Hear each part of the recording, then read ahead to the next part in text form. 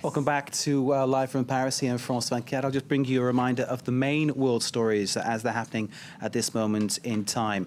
First off, in Syria, the West is calling for President Bashar al-Assad to go. It's Hillary Clinton, the US Secretary of State, making it public on behalf of the USA. France, Britain and Germany, meanwhile, issuing a joint statement saying that Assad should go. And the quotation from this, in the interest, the greater interest rather, of his people. Next, 7 people have been killed in raids carried out into the south of Israel. Revenge airstrikes have been carried out on the Gaza Strip by Israeli airplanes, claiming 6 lives there. At present, there are gunfights ongoing on the Sinai-Israel border. The issue at stake is that there are insurgents and militants training in camps in the Sinai Peninsula. There were raids on that area earlier this week.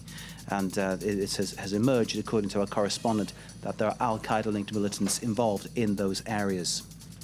And of course, the major story across the world stock markets today is there have been falls all around the block, certainly in Europe today, of up to almost 6% in some areas. The banking sector taking a particularly hard hit, with UK banks in particular losing around 11%, two named RBS and Barclays.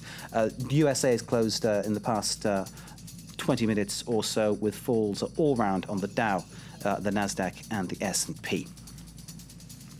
Those are the main world headlines. It's time now for James Creedon and the Media Watch. James, where are you starting? Evening, Mark. Well, we'll have a look. Basically, first of all, it's A-level results day in the UK. Don't I know it? Well, if you're British, you can't avoid it, I guess. And even if you're living in France, you can't seem to avoid it. My oldest boy got his results today. He did very well. Good for him. Well done, son. He's one of these people here, basically smiling. You've got it in the Daily Mail, all of these photos. You see them every year, smiling young people who've done well in their A-levels, and they're pointing out the contrast, really, I suppose, between the people who've done well and those, I suppose, who are left behind. And there's a very interesting article in The Guardian today. Young people have no right to riot, but they have a right to be angry. Now, this was written by a teacher by the name of Sassy Lloyd, who teaches in one of the poorest boroughs in London, in the East End of London, and basically he says the press drools over these kind of photogenic photos every year of people in their A-levels, but really one of my brightest students, he says, wasn't even able to sit her exams because she's awaiting trial, and she's one of the many victims of, I suppose, society really in the East End of London and elsewhere. Basically, she was keeping a sawn-off shotgun for her boyfriend, who asked her to hold on to it. Then there was a raid on her house, and now she's in all sorts of trouble, even though she should have had a promising future because she was a bright young girl. So he says, really, she grew up just 2 miles away from the penthouse apartments in Canary Wharf, and as far away from the lives of the A-level girls as it's possible to imagine. It's a very fine dividing line between having and not having, a very sharp fall too, right. and often you only have to go sort of slightly over the edge into criminality, and away you go, and your reputation's lost. That's it. And he's very critical of the school system for not keeping people on board for longer. He says that basically the problem is the system increasingly offers students nothing.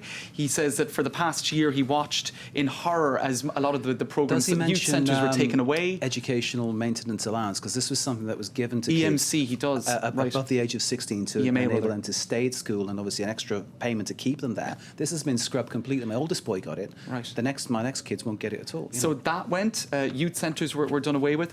Tuition fees were trebled. So he said, and there are fewer and fewer university places for young people, especially from, I suppose, deprived backgrounds. So he says it's a very bleak outlook, and a lot of the time the education system doesn't give much hope, and you have kids just bumping along at the bottom of the class for years. They mightn't be academic, yet the school system offers them nothing. So he says, really, austerity Britain needs to give young people purpose, hope, and a stake in society if we want them to take part in it. He understands their anger. What we're seeing here, though, I mean, the pictures of things like boxing clubs and things like that. I think sport, you've got to really think that sport can play a big role in keeping kids on side and making kids do things. Certainly where I came from, you know, if you played football, if you took part at the boxing club, as I used to, it really gave people a target and something focus to go for, and a focus to keep them out of trouble. That was one of the things. Now, what's interesting, it's old-fashioned, but it was true. Absolutely. Now, what's interesting about that's a teacher in the East End of London. You've also got the New York Times editorial basically saying exactly the same thing. Britain's urban wasteland needs constructive attention from the Cameron government, not just punishment. And basically they're saying wrong answers in Britain, the wrong answers. James, we need to leave it there. James Creedon, that with Media Watch. Stay with us. More news to come.